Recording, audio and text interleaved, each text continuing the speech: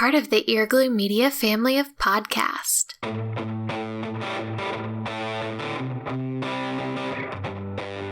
You're listening to the Cantina Cast, your home for thought-provoking Star Wars talk. Join Albert and Jonesy in breaking down the latest news, trailers, movies, and of course, your favorite characters from a galaxy far, far away.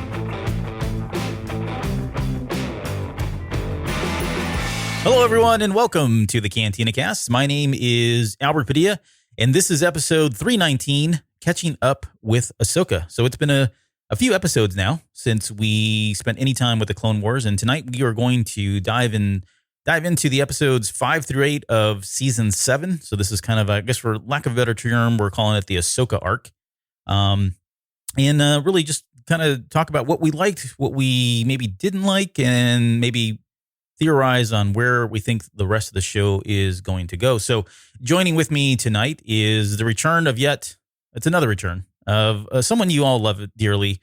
He's a big fan of the Clone Wars. He's also the Dark Lord of podcasting. Mr. Mike Rondo has joined us once again. Welcome, Mike. Welcome to the show, and glad to see that we're here, that you're still alive. That's amazing. Yeah, I'm so happy.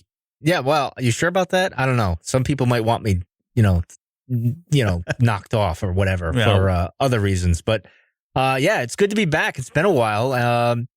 I would say it was no rush to talk about the Clone Wars the first several episodes, I think, because it's been kind of, ho-hum, I guess you could say, but we'll get into that in a moment or whatever. But yeah, it's good to be here. Glad to be alive. Glad you're alive. I hope everyone else is safe and happy and alive and alive and riding out the storm, and like we all are. And hopefully this podcast will make you laugh a little bit and forget things a little bit. Yeah, that would be nice. So just before we get started here, the reason I mention that is because like the place where you work, and we won't disclose it for privacy reasons because I know people are trying to stalk you and kill you now. But there are many enemies. You guys have no idea. But I guess what I was seeing from you was that people in your work, like people that you directly work with, were impacted. And then I think your place of business was on the news at one point. They were talking about, I'll let you carry it on, but what the heck happened? Like, is everybody safe? Everybody good there with coronavirus or? Well, as far as I know, I don't know who it was at work, because what happened on the 25th, they sent us home to do work at home. Watching webinars, tutorials, and a bunch of other stuff. Work from home, air quotes, but yeah, go ahead. Yeah, so we've been doing that, and I've been doing a lot of webinars. I did 3 webinars today, which was crazy, but it was fun. Not really. So I've been doing that. So I'd been home for a while. So like, I think it was the last week of I don't know. Every day is like blur. I don't even know what day this is today, to be honest. So someone got tested positive for COVID-19.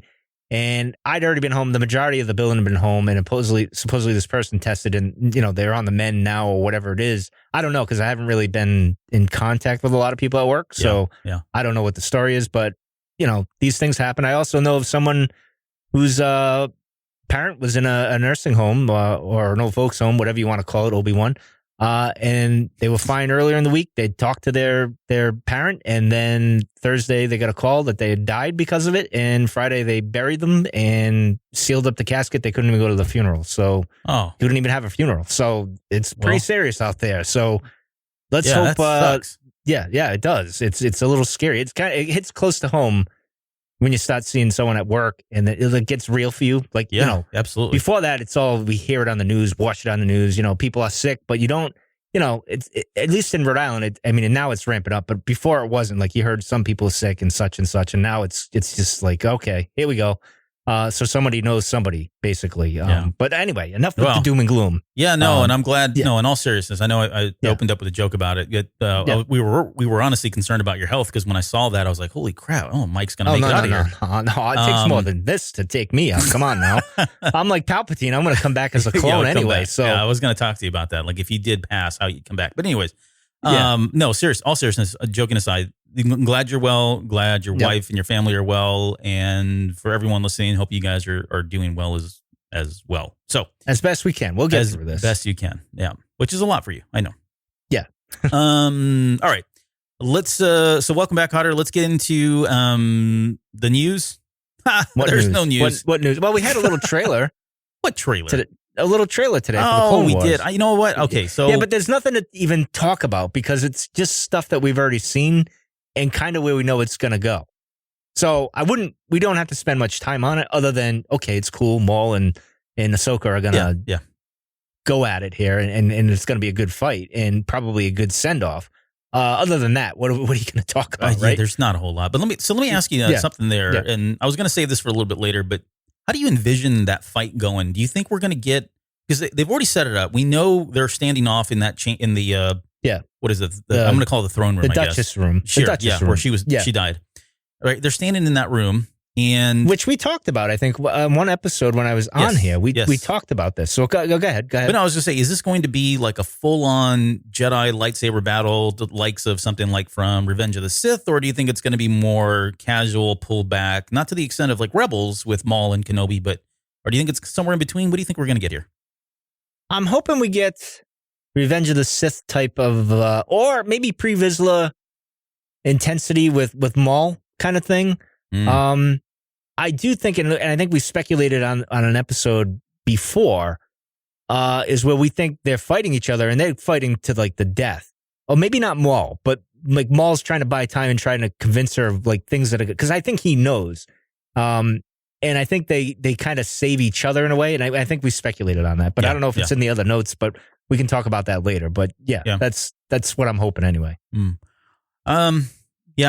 The more and more I think about it, and the reason why it's come up again is just I keep stewing on this, and I'm not sure where this is going to go one way or the other. I think I'll be happy however it turns out. But I wonder if at some point it would be interesting to see Ahsoka maybe outsmart him, because I don't think she's capable of fighting him. And this may be controversial, so hopefully it's not. I don't think she's, at least in this moment, capable of taking him on one-on-one fighting. Like, she's going to have to use her smarts or maybe outwit him. I'd like her to use some of the knowledge or some of the wisdom that was parted on her by Obi-Wan Kenobi or Anakin or any of the other Jedi for that matter, and use that to her advantage to kind of at least keep a one up on him. Because I don't think from just a pure fighting prowess ability, I think Maul's got the upper hand. I think this is probably at his prime. Well, the only reason he'd have the upper hand is because I think he knows what's coming. And I think he's trying to convince her that things are going to change no matter what happens between them. Yeah. And I think there becomes a point where they're both caught off by the troopers and they have to work together. I think I'm still going with that. You're talking about from Order 66. Yeah, from Order 66. And I think they're going to have to kind of part ways, which goes back to the line when he says Lady Tano in Rebels. There's that mutual respect and kind of understanding. Like, I really don't have a beef with you. We kind of have an understanding of, we're on separate sides, but we know the bigger evil, right? And it's kind of our common enemy. So we'll kind of have this uneasy truce. And that's kind of how I took it in Rebels, so to speak. And of course, Maul wanted his revenge anyway, and he wanted to have an apprentice, and then thought he gets those grand schemes in his head, and he ends up falling on his face, right? So I kind of see it as more of a mutual respect thing that's going to happen in the end. Now, the thing that I find puzzling is I think with the Bad Batch, I don't get the feeling they're going to show up.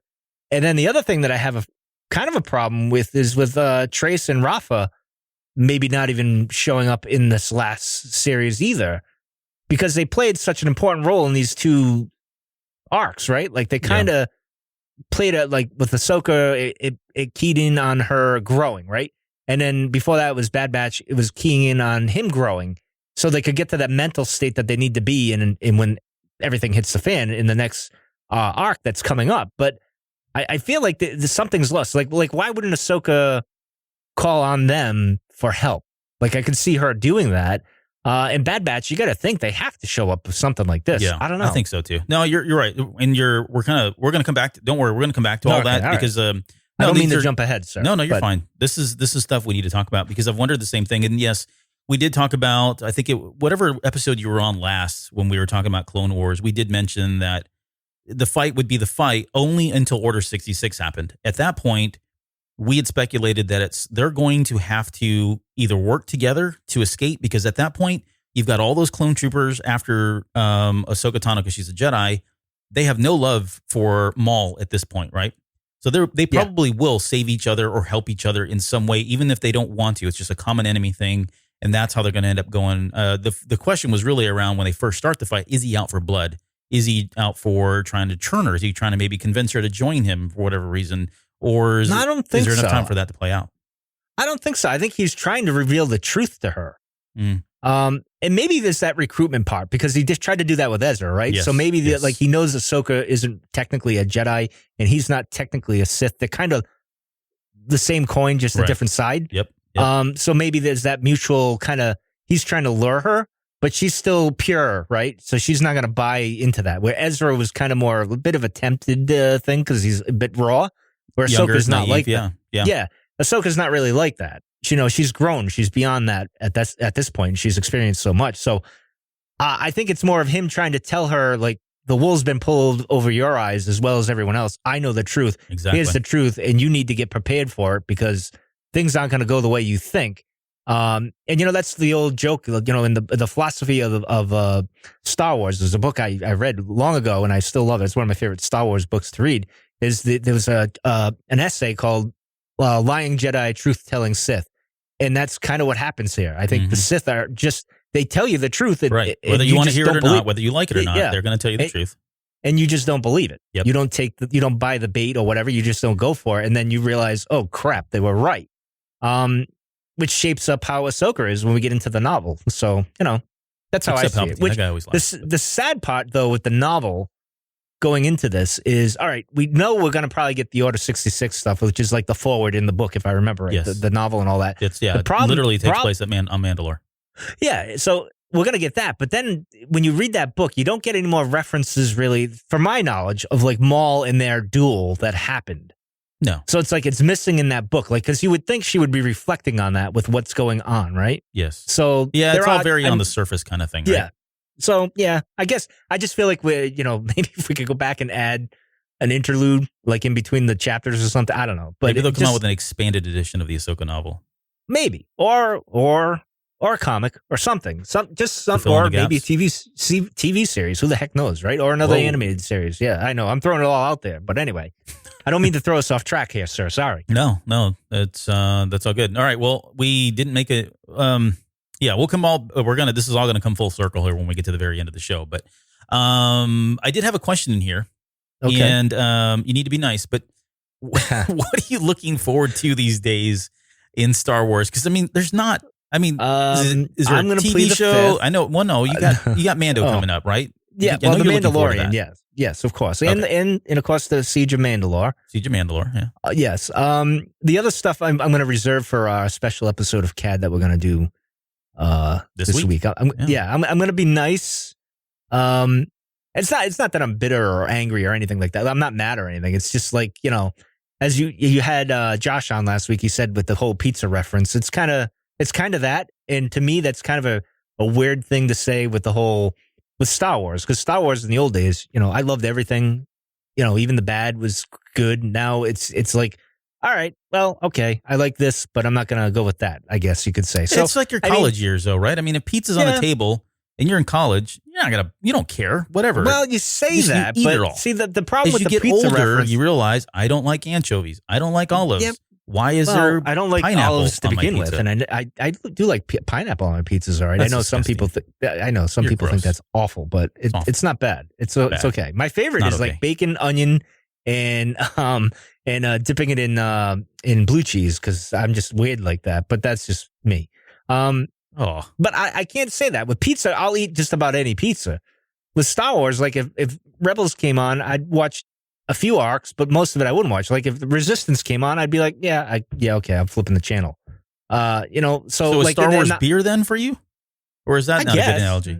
That's probably the better analogy, Okay, really. Now, like where it is now, I guess you could say, because you know in the old days when I was younger, I liked Bud Light because I was drinking, I was binge drinking. I didn't really care. I just wanted to get drunk and right, and do keep it some going things for that- 48 hours straight. Yeah, Yeah, so it was like, and beer is like water. When you have Bud Light, it's like nothing.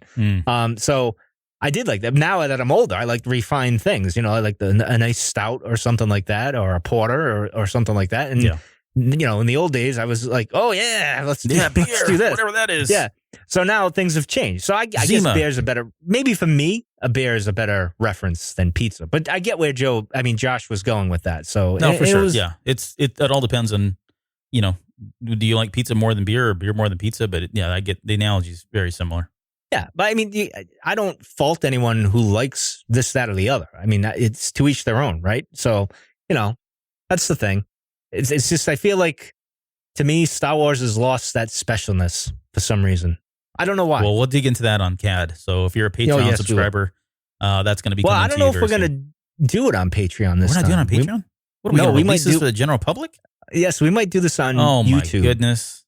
Yes, we might do it on YouTube. And I will put it in our feed, the Cantina Cast feed. However, just be warned this can be a disaster. That it's adults only, really. And it's not safe for work. Not that we're at work or you're at work like me or at the kitchen table. If that counts as work these days, I guess, just be aware. I don't want, cause Albert might tell me, no, we can't do that, Mike. We can't put it on the feed because of that. So Albert I'll look at it. Yeah, we'll talk about it more. Yeah, we'll figure that out. But anyway, is there a not safe for work from home? Can we do that? Is that no? Never mind. All right. No. All right. Let's talk about Ahsoka. Yes, let's do that. Okay, so we are 17 minutes in. We're going to get into our main topic. Actual show. Yes, the actual show. This is episodes 5 through 8. So they were called Gone with a Trace, Deal No Deal. Both clever puns there, play on words. Dangerous Debt, and then Together Again. So 4-story arc. And we're not going to get into every bit, cranny, and all that. It's just really the high level stuff. We've got some questions here to make you think, maybe ask some questions of each other, and hopefully get you guys thinking about this arc maybe in a little different way. So, I guess let me start off with the big question is, and I don't mean this literally, but with Gone with a Trace, where is Ahsoka at this point? And I mean that not literally, but when we got to think about where she came from, emotionally, right, spiritually, once you kind of weigh in on the Force there. But because here's why I'm asking this question out of the gate. I've seen a lot of feedback. Ashley Eckstein was on recently talking about the feedback itself, and a lot of people were saying that this arc was boring, that there wasn't a lot that was going on. And I'm not saying that that's not true. Okay, I'm not saying that at all. Mm-hmm. But you've got to think, people like Dave Filoni, smart man. He wrote most of these episodes. I know he wrote at least the last one. He's obviously the creative design behind all this. He wouldn't just put this in if it didn't mean something, that there wasn't weight. I need to give him more credit than that. But at the same time, I can answer that question. I can answer that question. I'm going to ask you the question. Go ahead. Emotionally, she's shattered at the beginning. It's very much like Rex in the Bad Batch one. Like they're at their wits' end, so to speak. They're at a low point in the Clone Wars. They're at a come to Jesus moment, I guess you could say. Like, all right, what am I going to do? And they have to learn and grow. And that's what this is with these two arcs, is that the character went from here. They learned something and they believed in something and they did the right thing that they want to do. Like, this is why they fight and this is what they believe in. And they kind of both come full circle, which grounds the character going forward into the next arc, the big one where everything hits the fan and they are the characters we know and love, and they stayed true to themselves, really. But they emotionally, they're both spent. Like you could even say Anakin is even spent at this point. The problem is he just chooses poorly. Obi-Wan, the same thing. They're all worn out. Right, exactly. They're all emotionally. The war has weighed on them. Exactly. Them heavily. You can only take so much mentally before you have these moments where you start to question everything, and that's kind of what this does here. And then this is like Ahsoka's still believing in the Jedi and her ways here, as we see, but then she gets a different point of view. Where, no, the Jedi aren't, the only gripe I have is, we keep getting this, the Jedi are bad, blah, blah, blah, that whole beating that drum to a dead horse. But Dave does it very well here in kind of giving that perspective that's not like harsh, but like kind of like, well, this is how we feel, kind of thing, like regular people. It's not like, like someone that's like in one of the episodes, they had the anti-war Jedi people on the front steps of the temple. I forget what episode that was, but it was, a while ago or whatever.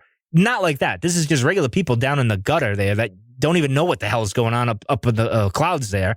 So this is just like, hey, we feel abandoned because you're supposed to be the High Republic, high regarded Jedi here, and you're not doing that. You're not living up to that. But then, when Trace and Rafa see it, Ahsoka is that Jedi, which is why she's so important when you think about it, because she didn't stray to the arrogant Jedi or something. She had her moments and stuff, but for the most part, she was pure. She was like the daughter. She was the balance, or the light, right? So that's kind of what my answer is. That's a long answer for that, but no, in I any get case, it. No, I agree. I mean, this just so to back it up one step, the little fortune cookie, it says if there is not a path before you, create your own, and it kind of sets the stage and sets the tone for this arc, right? That she's going down a new path, one that she's never been down before. I agree 100%. I mean, she's broken. She's literally and figuratively falling from the sky like a fallen angel, right? Which I thought was, it didn't dawn on me until, honestly, and maybe it was obvious for everybody else, but this literally had an epiphany for me like last night at 2 a.m. that, oh my gosh, she was falling from the sky like a fallen angel from heaven. Yeah. Yep. And you've got Ahsoka, she's been betrayed twice, right? Just recently. She had Bara Sophie, who betrayed her. The Jedi. And then the Jedi betrayed her. So, I mean, she's absolutely broken. Her whole world is completely rocked. It's completely shocked. Everything she thought she knew is gone. Everything she once believed in may be gone. And all that's been left is just her, Ahsoka. It's down to her core. And I think you mentioned this earlier where her feeling like she's not a Jedi, but she can't escape who she is as a person. And we see that here. In fact, one of the very first lines in this is when it's Trace asks her, "Why are you helping me?" Right. And that's kind of the theme of this whole episode. They're constantly helping each other. One, she's helping Ahsoka. The Ahsoka turns around, helps her, back and forth. It goes on throughout all 4 of the episodes. But it's in that I think we realize that deep down at her core, Ahsoka, it may not be a Jedi, but that's who she is. Whether she wants to believe it or not, whether she calls herself a Jedi or not, she's just a really good helping person that wants to, assist other people whenever she can, which, kind of works in her favor at times. And in this episode, it does not work in her favor at times, right? She almost overextends herself in helping and sacrificing her own self and all of that. But the other thing too and you kind of mentioned that too, was the views of the Jedi, which I thought I really liked it because, yeah, you're right. They weren't harping on it and saying, oh, they're the hubris and we didn't get the whole Luke Skywalker thing and all that. But it was just more of a very practical, every man, every woman kind of viewpoint. You're not involved in my life, so you're completely useless. Like you're not anything important. You're supposed to be something special. I mean, granted, we have the callback and why they don't really like the Jedi, but here at this point, you're looking. It's like you guys aren't involved down here unless it has to serve your purpose. Other than that, you're not here to feed the homeless and help out all these people that are down on their luck here. Right, you they're could out of care touch. less. They're completely out of touch with the common folk. Exactly, and it pointed out nicely. Like I said, it wasn't like the time where you saw the anti-protest, the Jedi protest and war protest on the Jedi steps. I can't remember what episode that was, but it might have been season 3, maybe season 4 near the end, something like that. And they were all protesting or whatever. So, there was that side, but this was more of a subtle thing. It wasn't like how we see it all the time online with podcasts and YouTube and fans arguing for a long time over the Jedi being so arrogant in the prequel trilogy era, right? But this was more of it was like pointing it out, but doing it in a way that said, hey, you're just not here for us, so we don't even care. Yeah. like you're irrelevant to us. So yeah, and this is very, and we're not going to get into a political debate or a discussion, but I mean, it is similar to politics, right? When you think of our political leaders or the leaders of the world, many times the feedback is that they don't get us. They don't understand the common folk, the everyday man, the blue collar workers, the white collar workers, maybe the white collar workers, blue collar workers. Yes. That a lot of these guys don't get it and they don't understand. You've seen it all the time where they'll ask these politicians or even like celebrities, if you want to go look at that. I mean, I'm sure people looked at Jedi as celebrities back then. But you'll ask them, they go, what does a gallon of milk cost? They can't tell you. What does it cost to buy a 12-pack of toilet paper? It's $50 right now, but nonetheless, nobody, whatever it is. But you get what I'm saying? They don't know, right? And that's kind of the viewpoint that Trace and Rafa have here is like, you're completely out of touch with us. I mean, Filoni called these people that the Jedi were considered top heavy. Like anybody living up there above was considered to be top heavy. And you've got these two characters in Trace and Rafa who, it's interesting too. I forget where this was, but he compared them to versions of Ahsoka. He said that Trace was kind of like the younger, slightly more naive, ambitious Ahsoka, and that Rafa was the older, slightly bitter, going dark, doing whatever it takes to achieve an end. And she was the middle. Ahsoka. Yeah, and you have Ahsoka who's kind of like right in the middle. Notice how that plays again? Yeah. The father, the son, and the balance, so to speak. No, and this is how she finds her path. She's the middle. She's in the middle. Daughter. And she daughter. stays in the middle, right? I mean, there's so many things that happen in Ahsoka's storyline, whether it be Clone Wars or the novel or Rebels, right? There are many times where she has just decided consciously to stay down the middle of the path, not go too far to the left, not go too far to the right. But these characters are supposed to represent this crossroads for her. She's got to make a decision about where she's going, and she continues on the middle path, wherever that is. Well, Rafa looked like the girl from Fight Club. Oh, yeah, she did. I forget her name there. What's her name? Oh, gosh. I'm trying to think of the actress, but... yeah, she's in everything with Helena Johnny Bonham Depp. Carter. Yes. Is the actress, but I can't remember the character's name. But yeah, no, she does. Yeah. But anyway. So anyways, yeah, those were two parts of her. And the other thing that kind of stood out, at least in this first one, before we move on to Deal No Deal, was there were moments in there where she struggled with the Force. And this is not just this episode. We see it at least in the first 2, 3, and then finally she just gives up and is like, forget it. I'm just going to use the Force. But it was interesting too. Which was an important moment for her because I think she realized this is who I am. Right. I can't change. Stop trying to fight it. Yep. I can't. Unlike Obi-Wan and even others that went into hiding. Yoda. Well, Yoda still used it, but he was on a planet by himself like that. I mean, Obi-Wan was about with people and stuff, and he had to keep it at bay as best he could. But Ahsoka here is like, no, this is who I am. And what will be, very much like the daughter kind of thing. Like this is what I am. You can try to kill me. You kill me, so be it. That's just the way it is, right? Kind of thing. Like she realizes, hey, I'm a Force user. I'm whatever I am, and this is what I am. I may not be a Jedi, but the Force is with me, and the Force is important. See, she's focused on her and the Force and her relationship with the Force at this point, and that's what matters. It's not so much the dogma of the Jedi. You know what I mean? Like she's kind of moving away from that and realizing it's about the Force and doing what's right and not what serves a dogma or politics or whatever. So, but anyway, I'll leave it at that. Yeah. Let's get into the next episode, Deal No Deal.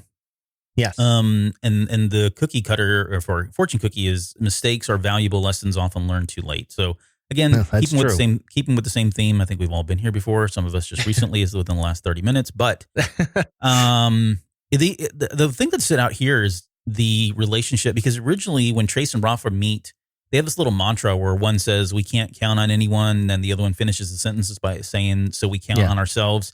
And it's in this episode that they say it again the second time. They say it in the first episode.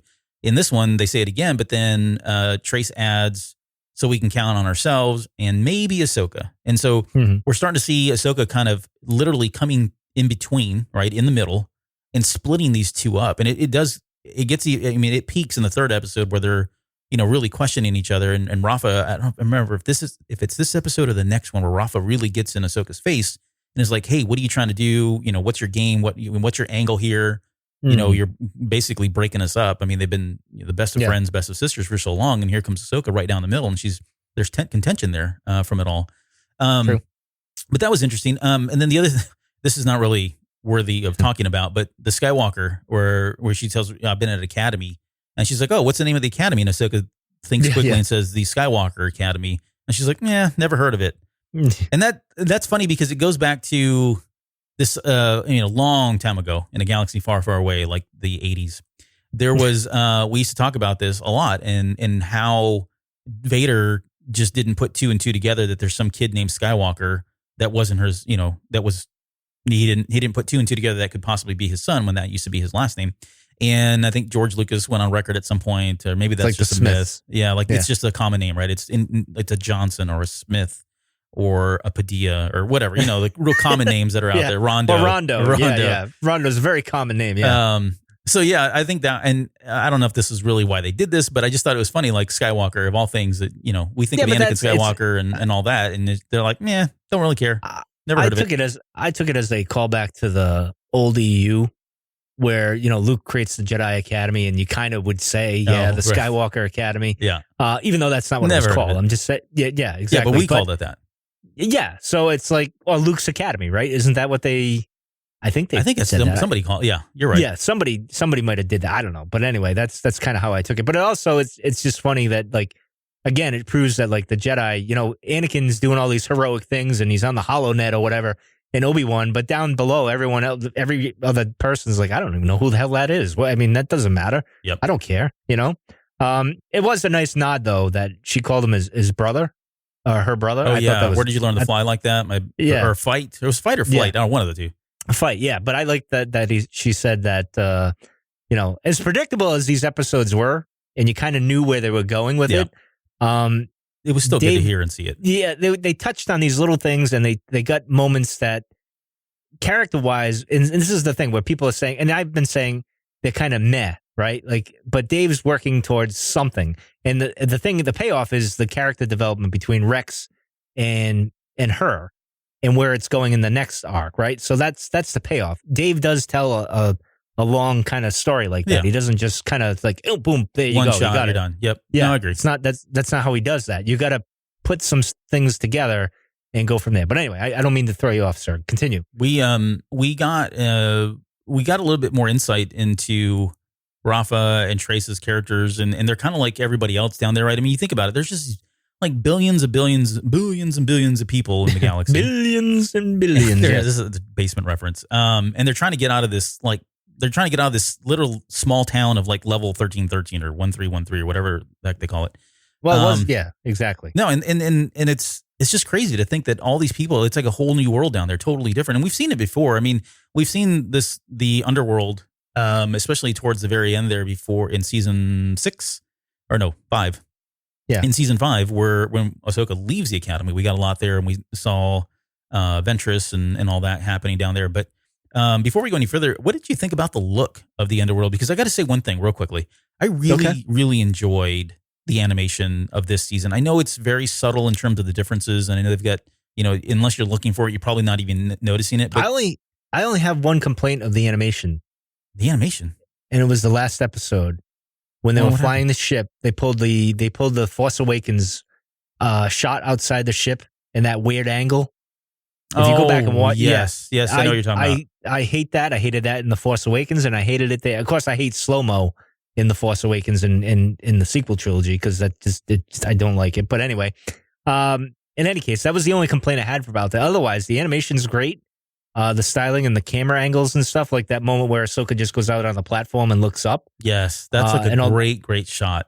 It gives you they got a good look at scope and everything. Like it was good. Like a lot of the shots are beautiful. So I can only imagine what the final duel is going to look like.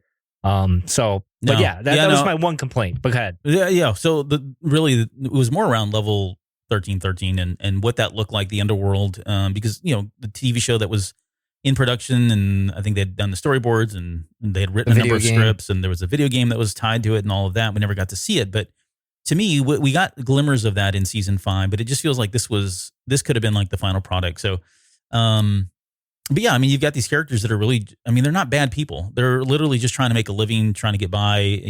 These are common threads that we have in our society today, where people are out there, unfortunately, doing nefarious activities and whatnot. But at the heart of it, some of these people are really, truly just trying to make a living. And this is how they were raised, or this is what they know to be successful, because they have seen other people become successful from it. Or it's the only opportunity they have. It's easy. And it's easy, right? Yeah, it doesn't. There's like low entry, high risk kind of thing, but the reward's huge if it pays off. Yeah. So it was good to kind of see that side, and then I do appreciate them introducing these characters in that way.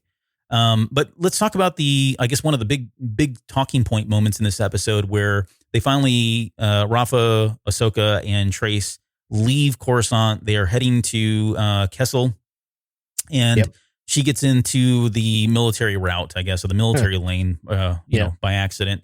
And we have that moment in there where Ahsoka and Anakin sense each other. And it's honestly one of my favorite moments, because I was honestly on like bated breath waiting to see what was going to happen. Like, was he going to say something, do something, and I thought maybe he's just going to let her go. Maybe this is him making peace with it all and saying, she needs to grow. She needs to figure this out. She needs to find her way, and I can't interfere. And I think it's huge. I think it's absolutely huge. As much as we talk about Anakin being immature, I do like the fact that he allowed her to leave. Well, there's a few things here. Number one, when they're in the military lane, it reminded me back in 2001, May of 2001. I think it was May. me and my buddy were we were ended up in Virginia because we were near the Pentagon. And we were in the wrong lane going into the Pentagon. And I'm like, we're going to get shot. Yeah. So you don't mess around with that. You don't approach a military base. So I was like, we're going to get shot. We might want to go the other way. So that made me think of that. But then it was another callback to the Big Brother reference where she said, oh, my brother. And it made me think of that. But then it also made me think of Yoda in the beginning where he says Anakin's got to learn, like the first episode, the movie, where he's like, he's got to learn to let go. Right. And he does it here. He did learn the lesson of it.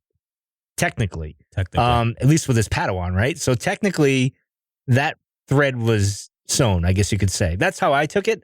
You may disagree with me. I 100%. I just thought it was a good character development moment for Anakin of all things, and I was not expecting it, right? I mean, the last thing I was expecting in this arc was to have Anakin appear, one, and then two, see glimmers of hope or maturity there that I would not have expected him to have. Well, you were probably expecting the when he goes off to the Trandoshans there and he takes out on, when she goes missing that time and he kind of loses his cool. He lost his crap. But again, the characters are getting set up for what's to come with Order 66 and that. And Anakin learned to let go of a lot of things. Like he's getting to the point where he can let go of the Jedi, his Padawan, even Obi-Wan. The only thing he can't do is with Padme. That's that's his linchpin. That's why the Emperor kind of played on that. He didn't play on all the other stuff so much. He kind of went right for that. He went right for the weakness. But in any case, but that was a great moment. It was one of probably my favorite moment in all of this, I would have to say. Yeah. Maybe, well, when we get to the other episodes, there was a few other ones. The last episode was pretty cool, but. Yeah, and beyond that, I mean, we got the Kessel, we got to see Kessel again, which threw me off. It did. Like I'm like, wait a minute. Yeah, where's this side? Look, yeah, I'm like, what the hell? What? I mean, I know it's a big planet, but I was like, and then I'm like, oh, okay, now it makes sense. Well, and they had talked to, they had forget the art director his name, but there was an interview with him. And he had mentioned that, they were trying to figure out, okay, we need to show a side of Kessel that we've never seen. And he'd mentioned one of the older techniques or tropes, I guess, is to show you something completely different, to really throw you off and show something that you've never thought you would even envision. And that obviously would be it, right? We've only ever seen Kessel. I think we saw it in Rebels, which looked a little different. But and then we obviously saw it in Solo. Yep. But this was definitely a side that we had never seen. Like trees, really? I'm like, wait, was this? You sure this isn't Kashyyyk? Like, yeah.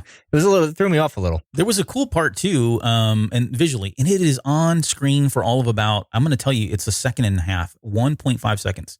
There is a shot where after they're leaving Kessel, they show the big cloud formation. And it is on the screen for, I don't understand why, it's on the screen for about literally 1.5 seconds. And it's almost a carbon copy shot of the cloud formation that we see in Solo, A Star Wars Story. Don't know why. Yeah, I think you get what I'm saying? You have to, if you get a chance, go back and watch it. But it's just so quickly, it briefly flashes on the screen, and that's it. And I get they're trying to tie that together, but it just seems like I don't know why they didn't linger on that longer. Budget-wise, they're like, you know what? We're going to take that shot from the movie and kind of put it into that. Yeah. I don't know. No, but it's a callback that Dave probably would throw in there. I mean, it's all trying to wrap it all up together. Yeah. I mean, why not? I mean, Lando's wearing the same shirt he did 70 years ago. I mean, what the hell, right? Right. So in The Rise of Skywalker. But anyway. Yeah. And then I had the last two notes on this episode I had was that Trace pulls a Solo, right? She dumps her spice, which we know Solo did. Yeah. So that's kind of a neat little callback. And then Ahsoka pulls a Qui-Gon Jinn when she uses the Force to persuade the Pike. Krim's his last name. It's not Marv Krim. That's from Star Wars in character. Anyways, it's that guy, the Pike, the main Pike they're dealing with. But she uses the Force to kind of persuade him to let them go with the spice. And that's kind of, again, a callback to Qui-Gon Jinn using the Force at will at times for that's, I didn't think it was going to work. I didn't either. Honestly, I was like, oh, that's not good. I'm like, this is the Pikes. They're not going to be, I'm figuring they're greedy and, all that. They'll be like kind of like Jabba and it'll be kind of like Watto. But nope, they could kind of, that's it. But it is interesting though, because like it, to me, I always, when Qui-Gon Jinn did that was very eye-opening for a lot of us in Star Wars fandom, because prior to that, we had a very different viewpoint on the Jedi and what they were like. And I mean, at least I did. Maybe I'm speaking out of place here, but I always felt like there's no way a Jedi would ever use that. And if they did, they weren't considered a Jedi in my book, right? And then you see Qui-Gon who does that at will. And then you start learning, you start figuring out, okay, well, just Qui-Gon's a little shady anyway. Yeah, no, I get it. And where I'm going with this is these are lessons, right? And this comes back a little bit later. We're going to talk about this, but Ahsoka learned a lot of the best things from people like Qui-Gon Jinn because Qui-Gon Jinn trained Obi-Wan. Obi-Wan trained Anakin. Anakin trained Ahsoka, right? So these are just things that have been passed down here from time to time. And she seems to like have gathered and she uses a lot of these. And she is, again, floating down the middle. These are more evident examples of where she is truly down the middle and she's not one side or the other. She's using it for good. So it's not like she's manipulating in a sense that like she wants for her own means. It's to help these two and her, yes, in a way, but it's also to rectify the situation as best she could. And this goes back to the first episode where she embraced using the Force. Now she's like, all right, I know I got to be sneaky about it at times, but I'm going to use it because this is who I am, right? Yeah. And I'm going to do the best I can to help as many people as I can. Because that's my character and this is what I am. So, again, so this is where she's more comfortable with it. Like before she was hesitant, but she grew enough in between these two episodes where she's like, all right, I'm going to use it because that's what I would do. Yeah, I can see that. I think where I'm going with this is when we get to the High Republic, I'm going to channel the High Republic here. And we see somebody like Avar Kriss, who's supposed to be the ultimate goody two shoes Jedi. I don't think she would do this even if it was for good. I think the idea of manipulating someone's mind, even for quote good, I don't think that's a trait of the Jedi, at least in the past. What I'm saying is I think with Ahsoka, what she learned from Qui-Gon Jinn is a way to justify it and say, okay, manipulating somebody's mind is not a good thing, but I am doing this so that once we get on the ship, I can then turn around and try to convince them that we can use the spice for medicinal purposes. So therefore, I'm now justified in using the Force in this manner, right? That's all I'm saying. I think that's how they're getting around it. And that's where Qui-Gon started kind of walking that fine line between what is good and what's not. But anyway. Yeah. No, it's fair. All right, let's talk about Dangerous Debt. This is the third episode. The fortune cookie says, who you were does not have to define who you are. And this is the episode I didn't like. I think this was the weakest one. Yeah, I would agree. Surprised, but there's probably one of the strongest moments in here. But go on. Sorry, what you're surprised about? What? Well, I'll give you that. But it's like the whole plot of it with the whole capture them, now kill them, now capture them, lock them up. Kind of like we get away, we're captured again. Yeah. Yeah. What are we doing here? Because I thought I was rationalizing with myself, and I'm like, all right, so he was gonna kill him to lure her out, and he lured her out because he knows that she's Ahsoka, and she's got a price on her head, and Maul wants her, so to speak. So I'm like, all right, well, maybe that's why they didn't kill him in the end, right? Because you already had it set up to kill him. Why not just kill him? But that wasn't really the whole purpose of the episode. I get it. But it was like little silly things like that. Sometimes I take the dissection too far, I guess you could say, and kind of overreach with my analysis of the show. I guess you could say, like, I take it a little too far where it's like, hey, relax. It's a tool to get to where we need to get to, Mike. So just don't, relax a little bit on that. But it just seemed a little silly to me. I don't know. But overall, I mean, this was very predictable and how it was going to go down.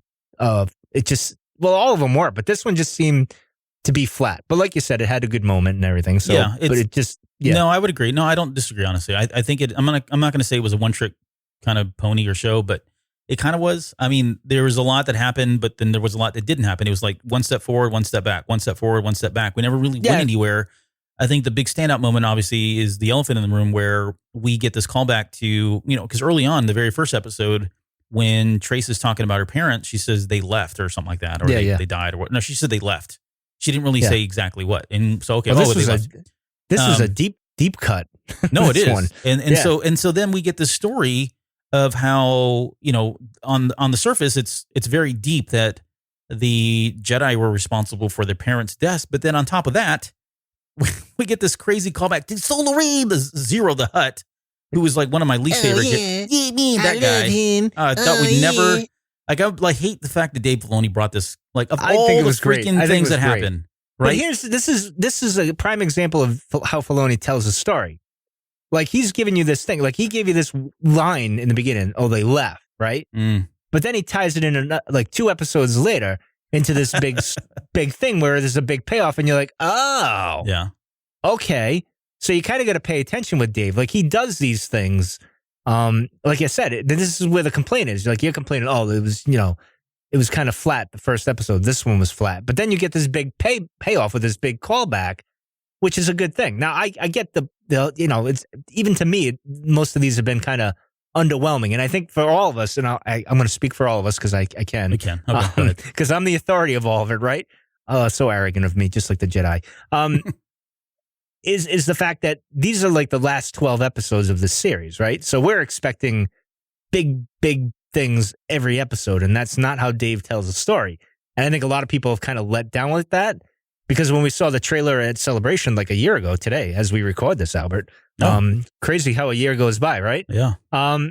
Where we had all these big moments in this trailer, like, whoa, wow, look at this duel and everything. We thought that was going to be the whole thing, and that's not how it's going to play out. Now, these next 4, I would expect it to be kind of crazy, although I think the last 2 are going to be the absolute nuttiest of all, and then that'll be our big payoff. But I think everyone got overhyped for this because the Clone Wars is such a special thing now, and we were the last 12 episodes we're going to have everything's going to be epic, right? And no, Dave tells a subtle story that builds upon the other stories, and that's the payoff in the end. But anyway, go back to your big payoff, sir. Sorry, you're fine.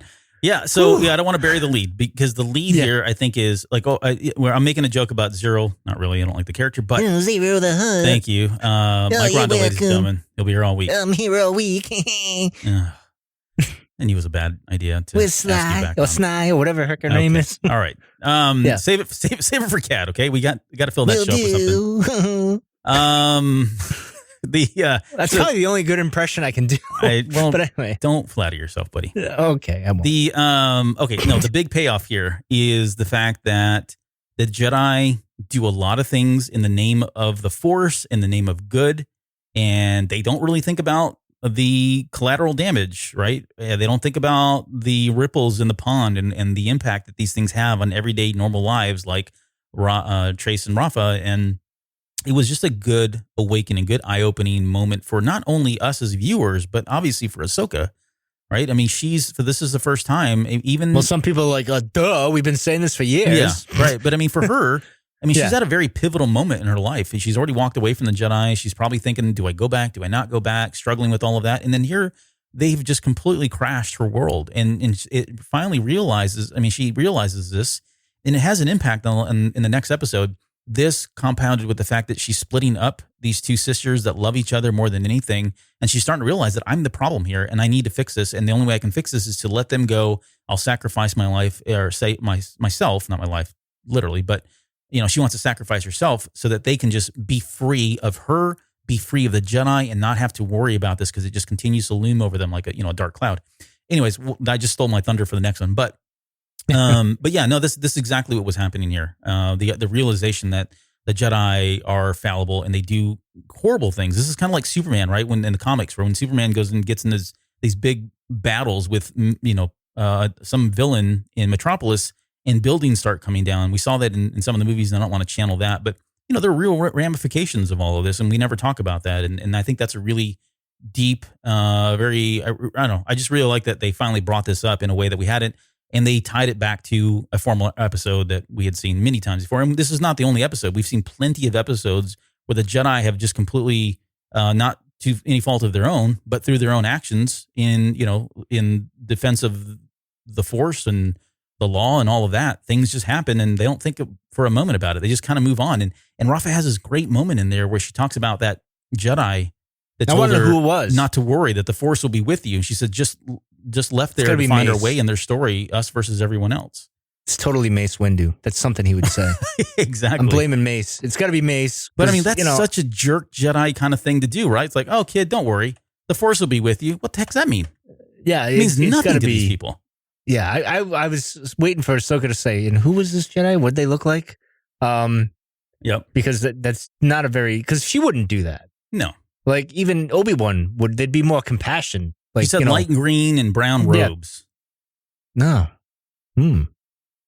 I'll have to go back and investigate. Yeah, we can figure that out. Dateline Cantina Cast edition. But anyway. And then the only other thing I want to mention here before we move on, there was another quote from Dave Filoni. He was kind of talking about Ahsoka, and I don't know why it came up in this episode, but it was about the Force, and I guess it's because in this episode she finally just uses the Force and accepts that, hey, I need to do it, and this is who I am, that kind of thing. But he has this quote that says the big Star Wars of it all, and Star Wars is kind of in quotes. We could get caught up in all of that, having the Force, but it's just about people relating to experiences, what kids really experience, and no kid wants to be an outsider. He says, you want to be seen, you want to be heard. People have different levels of that, and kids go through a lot of this to feel accepted. They do crazy things, they do stupid things, wonderful things at times. And so you're always trying to relate your story back to these experiences. So kids watching today say, I get it. I understand why she's not showing her ability. To kind of the point that we've been making, there's these, I really think that Dave Filoni is amazing. And the idea that he put that this is kind of the underlying message in what Ahsoka is going through, and it never really comes out, right? If he had never said that, I don't know that I would ever actually have seen that. And maybe that's just me being obtuse, right? Or naive. But I've never would have thought of Ahsoka being like that, being this outsider or this kid that's wanting to just relate and, kind of talk about who she is and trying to feel accepted in a whole new world, that kind of thing. And that's kind of what's happening here. She doesn't want to show her powers because she wants to feel like, hey, I'm just one of these other people here. I'm trying to be normal like everybody else. And she can't be at the end of the day. Yeah, I think she wanted to be that, but then she realized who she was. Yep. And accepts it and realizes I have to be the Jedi that they want, Rafa and Trace would want to have around. And that's what she did. That's what she becomes that anyway. So she's like a beacon of what the Jedi should be, so to speak. Or at least in this time frame, right? This is how they should have been, but they weren't. Of course, the Emperor seized on that, and that's where why everything went chaos. But anyway. Yeah. The other, I guess the other big thing or big moment we had was seeing Bo-Katan and Ursa Wren. I don't know if they ever said who the third one was. I never looked into that. I knew that was Ursa. Did they even show her? Did they show her face? No, they didn't show Ursa Wren. Then they showed Bo-Katan at the end. Yeah, no, they did. Yeah, but they didn't show the third one. No, they didn't show the only reason I knew it was Ursa because I usually watch these with the subtitles on. Yeah. And that's where I was like, oh wow, and that's a nice way to tie it back to Rebels, right? Because that's Sabine's mom eventually. So that was kind of cool that they tied it back to there.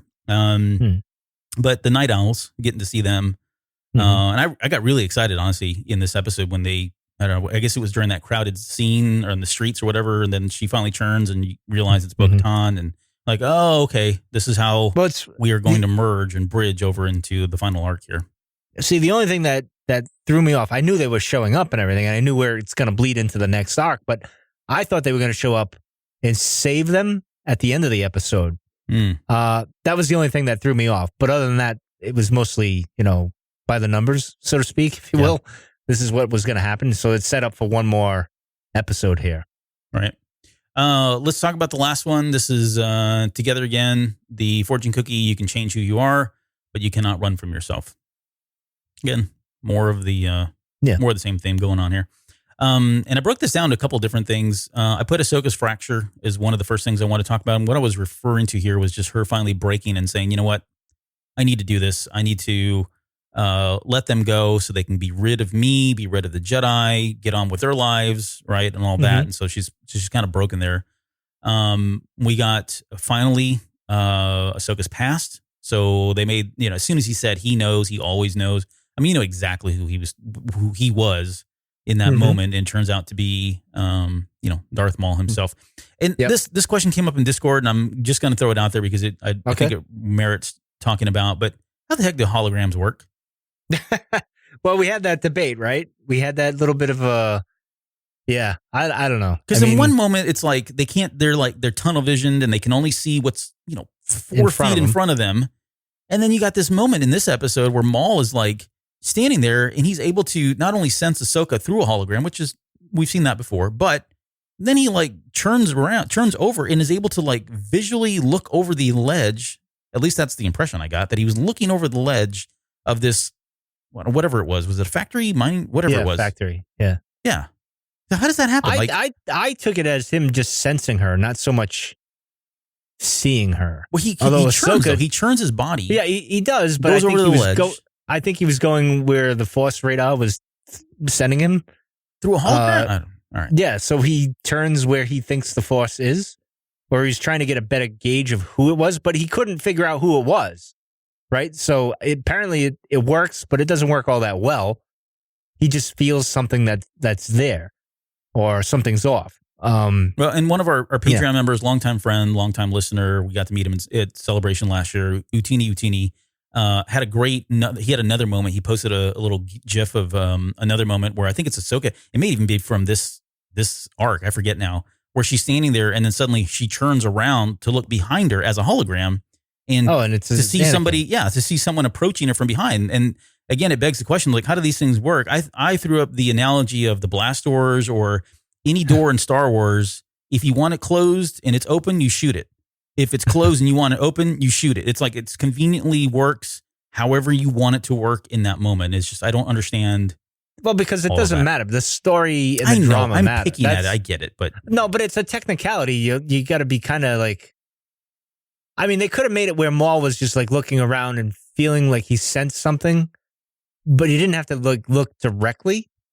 But I think Dave was trying to highlight the connection that they actually have in the Force.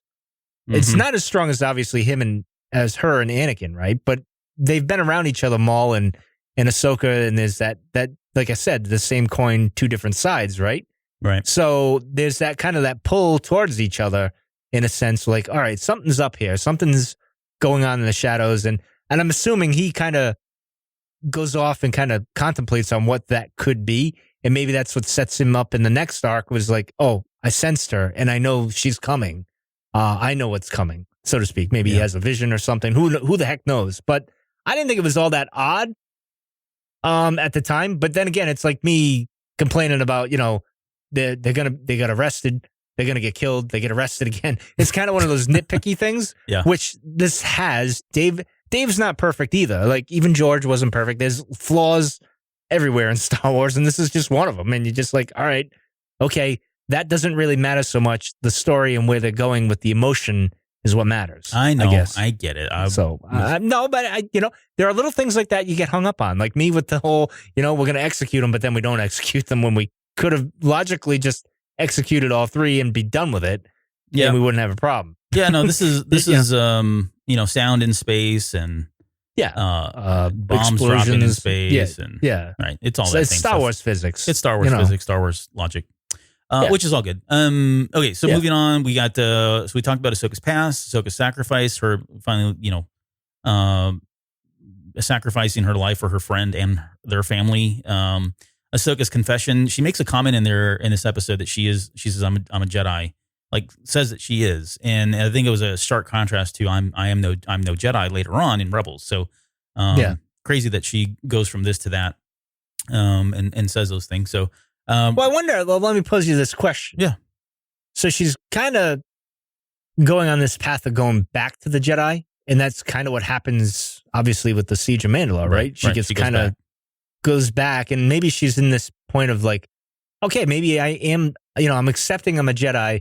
I found a way to be the Jedi that like Rafa and Trace would look up to and want to be a part of the Jedi Order, and I could be that when I go back.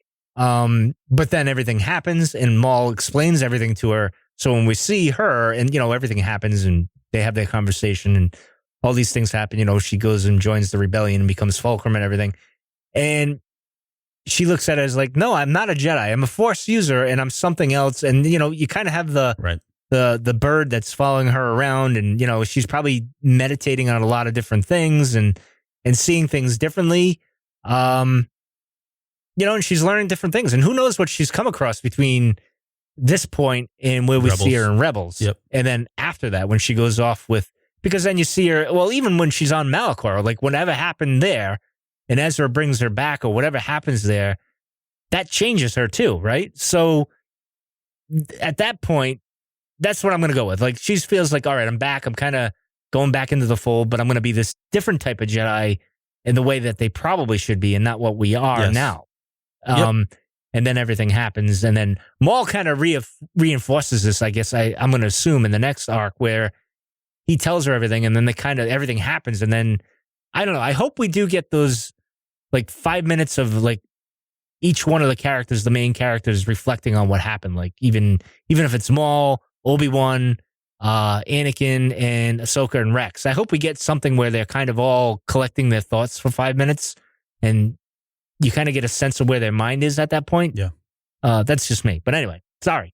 Yeah, no, I'm going all over the place. I agree 100%. I think so. And this goes back to the very beginning. I said we'd come back to this, and we are. The first line, the fortune cookie for Gone with the Trace is, if there's not a path before you, create your own. And I think what happened to her at the end of season 5, by the double cross that she had, then meeting Rafa and Trace. All right, the catalyst was the catalyst for her to become who she is, who we see in Rebels and beyond, and even who we see at the very end of this arc. I'm sure it starts with that. It starts with the fall of Ahsoka, and then it continues on with meeting Trace and Rafa.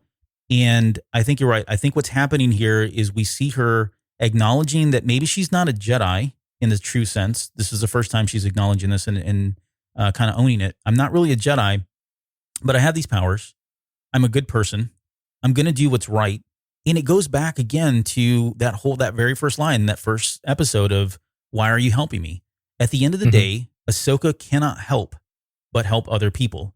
And so her, and I had this originally I had this question after seeing the 4th episode once. I thought, why is she going with Bo-Katan that easily? Like they're like, hey, come on over. We need your help. Okay. And she leaves. Yeah, that was a little odd. And it is. And the more I thought about it, it's like, okay, on the surface, yeah, it looks weird that she would just suddenly disappear. She's going off to go fight a war, essentially. And she doesn't even know. They're like, get on the ship. We'll tell you when we get there, kind of thing. Right? It seemed weird that she was just going to go do that. But here, let me. This is where I kind of made peace with it all. Okay, maybe I'm probably going to think the same as you, but go ahead. No, probably not. But she is doing this for Trace and Rafa. She has decided that she is going, whatever her fate is, whatever she is to become, she is now fighting for the people like Rafa and the people like Trace, who have been either wronged by the Jedi, have never been given a fair shot, who can't seem to get out of 1313. Whatever the case is, she is going to help people like her and other people and if that means she needs to go to war again as someone different, and if she needs to align herself with the Jedi for the sake of fighting alongside them to end all of this and bring, peace, justice, or whatever to the galaxy, she's going to do that. But at the end of the day, it's just Ahsoka being who she is and her willing to sacrifice. I think Trace and Rafa had such an impact on her from a friend perspective and all that, but also her finally opening her eyes to what the Jedi have become, what she could potentially become, that she needs to do something for them. Like, I think she feels obligated that she needs to go and help them in a way that is huge and obviously will help other people as well. And so that's why it's easier for her to say, just, okay, fine, let me go with you. This is my path. I need to make peace with all of this and do what's right. I need to go help a lot of people all at once, and this is the best way I can do it. Yeah, no. I think she was satisfied with how she helped Rafa and Trace, and she was at peace with that. And she probably would have stayed with them and helped them, but she knows that Bo and the Mandalorians are in a very dire situation, and she knows the Jedi might not be there to help them, and that might not be, because she's not sanctioned, she's not an official Jedi, so she's like, well, I need to go finish this war and help out and do these things. And you know what? Maybe when when Maul sensed her, she sensed something, and she figured, all right, I have to go here. This is where I got to go. And, her and Bo have a history. And, it's just one of those things where she's like, well, I got to go help these people because these people need me too. Then their situation is pretty dire. Like, it's what a Jedi should do in a sense of like, all right, I help the little person, right? As people like to use that term or whatever. I help Trace and Rafa, who are less fortunate or in a bad situation, right? I help them out, which is what a Jedi should do. But now I got to go help out these people who have a very dire situation. It's a war situation. I got to go and do that. Like, that's what a Jedi should do, should be doing as much as they can to help out as many people as they can, right? So I think it was more of that. I get it was really weird that she's like, okay. But, it's like when Anakin turns with the son, right? The son shows him these things and is like, all right, come with me and be on the dark side. He's like, okay. Yeah. And, Yeah. he turns. So it was kind of that moment. It's funny. It mirrors each other, but I didn't take it as, I took it because she knows the history and she knows what the people of Mandalore are going through in her relationship with Duchess, Padme, and the friends that she made, even with Bo. Like they had that contentious relationship, but there's that history and past. And Bo came to her saying, look, I kind of need you, and Bo wouldn't do that unless she really needed her. Right. So it's one of those things. That's how I kind of took it. But you're right. Rafa and Trace obviously had a big impact on her and brought her back to where she needed to be this type of, I guess, Jedi or non-Jedi or whatever, wherever she's going with this. And we'll see. I think the big mystery for us is how is that interaction with Anakin and Ahsoka, going to be, and even Obi-Wan, like how does she come back into the fold? Like how does that work? Which I think we'll see this Friday, right? I think that's the big thing, lay the foundation of why she's back, the troops and everything and all that stuff. So I'm more interested in like her and Anakin. Yeah. I don't think it's going to be, they're going to kind of just fall right into their roles. Maybe a little bit different, but like everybody else, that's the more interesting story. Like how does she interact with Obi-Wan and Yoda and Mace and those guys? Did you notice that Dave is maybe not in one of the episodes with Mace and Anakin and Obi-Wan or whatever, but for the most part, they've been sidelined. It's very Rex, the troops, and Ahsoka, right? And not so much because it's all leading into Order 66, right? We know what's happening with them. We don't really need to know that. Although Obi-Wan does show up in this, so I'm curious how that works. Because Anakin and him are going to leave, right, to go do what they got to go do. Yep. And I wonder if they're leaving to go save the Chancellor. At this point, I got to assume, that'd be great right? if we got to see that, huh? Like they're leaving. I want to say, so it's 4 episodes, right? So maybe they're leaving the beginning of episode 2 to go save the Chancellor. And, everything else is happening on Mandalore. So they leave and that's the last they see. That'll be interesting with the way they kind of say their goodbyes. If they say goodbyes, that's curious. I'm curious. See, now this was you all mean the Ahsoka intrigue. and Anakin. Like what's their last, like, hey, because we, before Rebels and all that, we saw what their last interaction was, but now we know the Siege of Mandalore, there's going to be something else, right? Like there's going to be... Yep, that's true. Like, hey, Snips, or hey, Sky Guy, I'll see you later. It's going to be something goofy like that he's going to go and do. I can picture that, but... I never liked those names, but I didn't either, but... They've grown on me, and to see them do something like that, I would actually... It's kind of like we talked about earlier, these little things that we appreciate them now, right? But then we would not have appreciated them 5 years ago, 10 years ago, whatever it is. Listen, I will agree season 1 and 2 of that whole Snips and Sky Guy thing was annoying, but they did away with it as Ahsoka got older and Anakin got older. But it would be a good homage to say it, to show where the show came from here.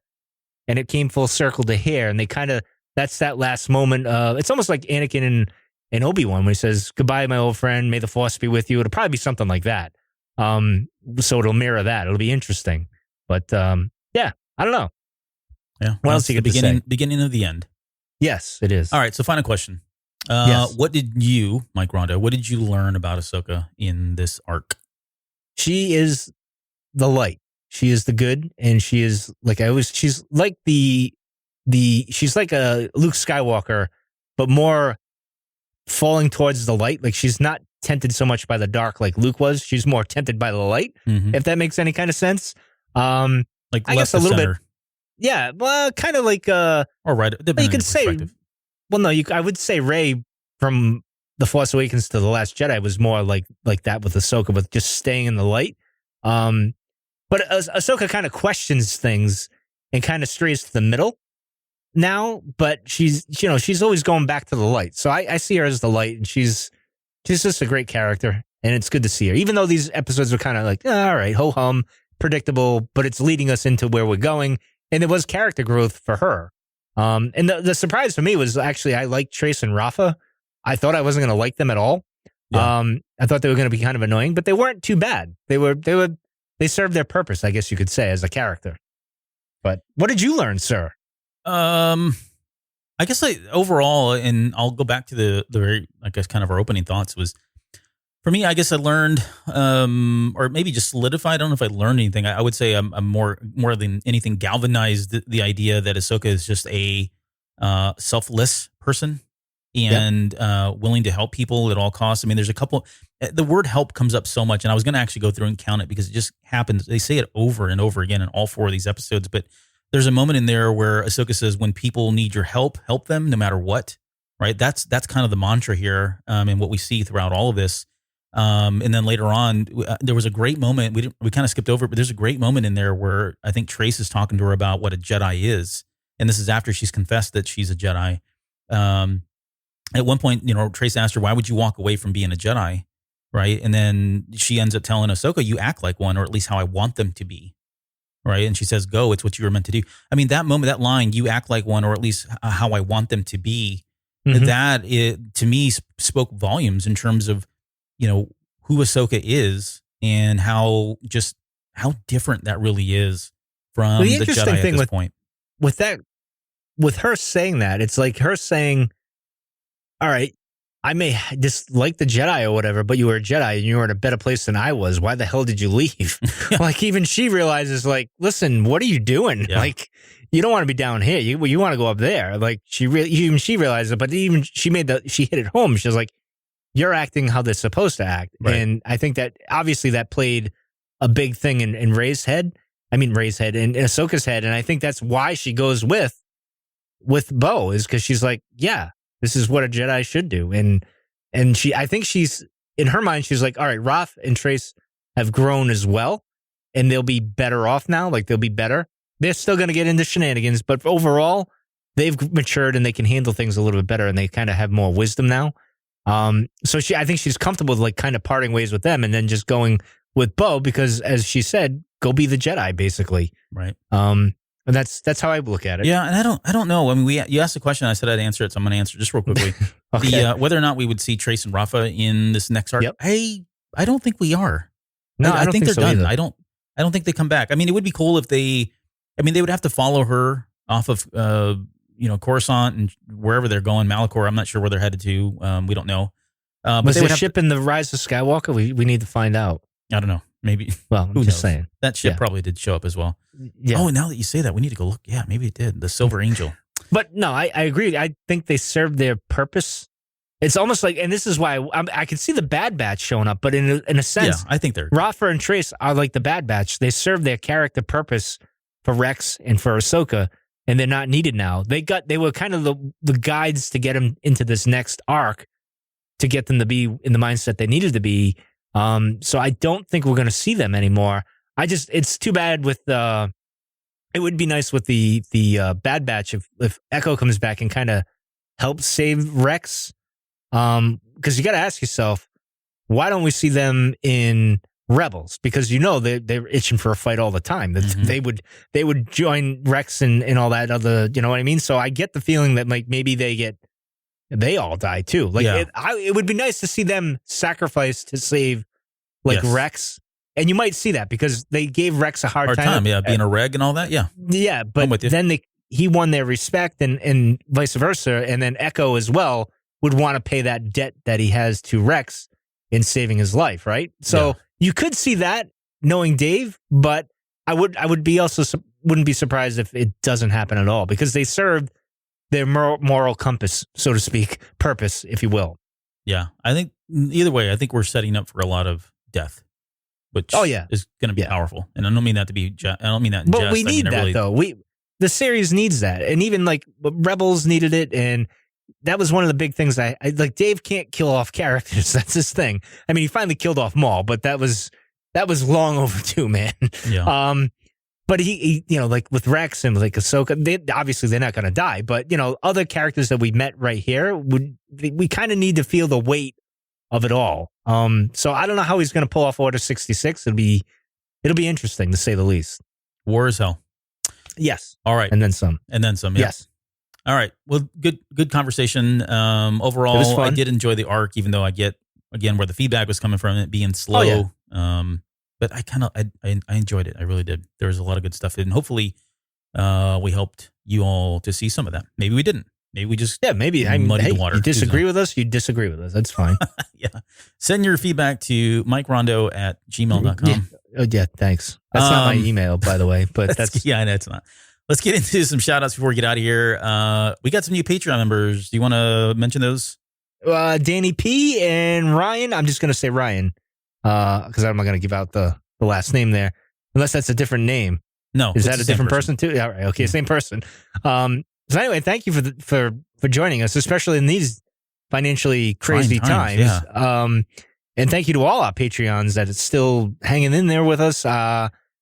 So with the whole CAD, well, I'll say when we get to the end there with CAD. But anyway, thank you guys. It means a lot because you're keeping the lights on and keeping us doing what we do, and we appreciate it greatly. So thank you. Yes. Thank you, guys. Thank you, Danny. Thank you, Ryan. Welcome to the club. Yes. On social media, we got a couple things here. This came from Steve. He says, thanks, guys, for making such a great podcast. I've been listening for several years and always tell people it's the best Star Wars podcast. I learned so much as a longtime Star Wars fan, yet never feel lost when you talk about any topic from movies to comics, especially now when I'm home all day. And it's great to hear y'all keep up such a great podcast. Much thanks, Steve. So thank you. Well, we got quite the backlog if you want to go listen. So that should keep you pretty busy if you want to go listen to all those old episodes. 300 to be exact. Yeah, 300 there's a lot of them. Yeah, a lot of content there. Some of it's really dumb, but hey, you know what? That's how it goes. Yeah, well, I was on it, so that's why they were really dumb. But let's see. On Twitter, Passion the Fett said, very interesting podcast. Keep up the good work. And then he had a head nod. Posted the Boba Fett nodding from Jedi, which I don't know. That's ominous. I don't know what that means. Yeah, I don't know. I don't know how it took. Is there a bounty on for us or something? Which I would not be surprised at all. Like we said at the top of the show, I got many enemies. It was creepy. Like there was nothing else after that. I was like, oh, okay. Yeah, it was okay, all right. We're gonna stay on this side of the road. Yep. Let's see. Golden Witch on Instagram says, I just want to tell you, I only recently discovered your podcast, and it is getting me through teaching from home in the new world that we're living in.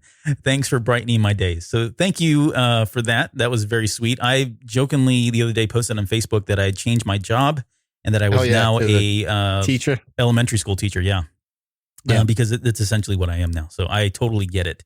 Well, my daughter's in trouble now because my wife is going to be home and she's going to be like the teacher because she was with my mother-in-law for a while. And my daughter's been kind of doing everything, but kind of slacking on some stuff because she needs someone to be on her. And now my wife is going to be the teacher. And I'm like, oh, you wait, Mrs. Rondo is going to be a meanie. Yeah. You're in trouble. Yeah, wrong person to mess with now. She doesn't go, Mr. Rondo is not the best teacher. So, she doesn't listen to me. Unless it's Clone Wars or Star Wars. Well, yeah, the good stuff, not this boring math stuff. Oh, God. Quick shout out to our friend over Turo over at Panic Films. He said hello. Said we did a great show on the Rise of Skywalker novelization. So please check out his work. He's over at Panic Films on Instagram. It's a good thing I wasn't on that show. Yeah, it's a good thing. But you guys did a good job. I was editing. It was a good show. Thank you. But he's got some good stuff there. So go follow him. He does some great video work as well. RS722 says, nice hair, bro.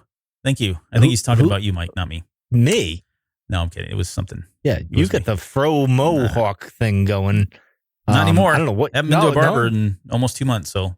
Oh, shave your head like I do. I shave my head. No, don't think I will. I haven't even shaved my beard. I've let my hair grow. Let's not get into where you have hair still.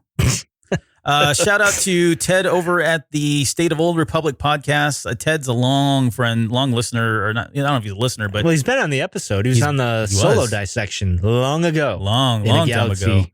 Podcast far away, but he is still doing a podcast for the Old Republic, and I know he stepped away for a little bit. He's back, so welcome back, sir. We missed you. Or as I like to call him, Ben. He'll get that reference. Okay, but I don't know that one. When I first met him in Anaheim, I kept calling him Ben. I don't know why, but Ben. Yeah, pretty much. I guess that was what. Yeah. I was predicting what was happening because this was before the trailer dropped, and all of a sudden, boom!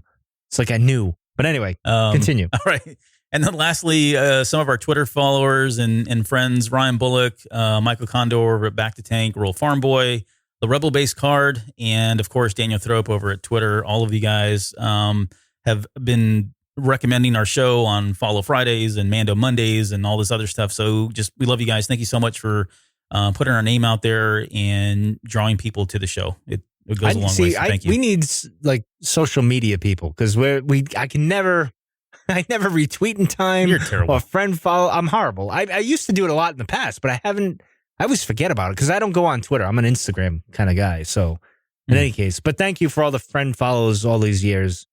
Yeah, everybody. They've been awesome. But anyway, yes. All right, let's talk network before we get out of here. Sure. The film appraisers the Halloween episode. It did drop because I listened to it. Yes. That dropped. So they go back and talk about Halloween. So they just did this wonderful, lovely podcast with an amazing guest host on ET, and they followed up with a horrible tragedy. Well, listen, I want to know, was it better than our Halloween special? No. Come on. I didn't think so. I love those guys. I mean, no. Yeah, I didn't think so either. No, they did a good show. So take a listen to that. They did appraise it. Interesting where that landed. I was very surprised at how well it did, to be fair. But anyways, that show's out. Petticoats and Poppies. That is our newest show here on Earglue Media. They've got a new episode that'll be out this week. I think those ladies are recording on Friday. I won't give it away, but that should be out on Sunday. That'll be, I don't know, whatever the date is. What's that? It's all today, tomorrow, and in the next. Yeah, it doesn't matter. Days are what it'll be out when it's out. Hey, it's ready when it's ready, right? On Orthodox Easter, if that means anything to you. I don't know what that means. Okay. What do you got going on at 3/4 to play and Cab? What's coming? Those two things. 3/4 to play. I may do an episode this week, but I may not. I might hold off because there's some stuff happening with Arcade 1-Up and stuff. So I might hold off to get more information. As far as CAD, which is Cantina After Dark, that's our show that we do on Patreon. We've been doing that for a while on Patreon. Well, we stopped for a little while. It kind of comes and goes. I'll say that. Because I've been rethinking how I want to do this. So we might try an experiment this week where Albert and I are going to do a CAD on our YouTube channel. I think it's going to be on the Earglue Media one. I'm not sure if we're going to do it there or maybe the Earglue Media one. I don't know. But we're going to probably do it live on YouTube. And that'll be that. And then we'll maybe consider this your warning. Yeah. And then we're going to, I'll put the audio track on the main feed, but I'll do a little buffer to say this is not safe for the kids' ears, your boss's ears. Not that we're working at a job these days. We're all either laid off or working at home or whatever. So who knows? So does it really matter? I don't know. Albert, it does to Albert. Albert will yell at me. So maybe I'll be maybe I'll be nice. I got things to say, Albert. That's all I'm going to say. But tune in to this. Okay, yeah. We'll see how that goes. Yeah. All right. And finally, if you guys want to follow us, we're on Instagram, Twitter, Facebook. You can send email, cantinacastfanmail@gmail.com, voice or text, 803-717-CAST. I'm sure you're writing all this down right now. Find us on iTunes. Come over, visit us on Discord. And then again, thank you to our Patreon members. If you'd like to support the show, visit our Patreon page and pledge your dollar bills there. So, all right. That's enough. Any final thoughts before we get out of here? Now let's just end this thing. All right, we'll end it just like Rafa and Trace's arc. How about that? Yeah, or like Ahsoka joining Bo. Okay, yeah. All right, sure. Let's go. All right, bye. Let's go.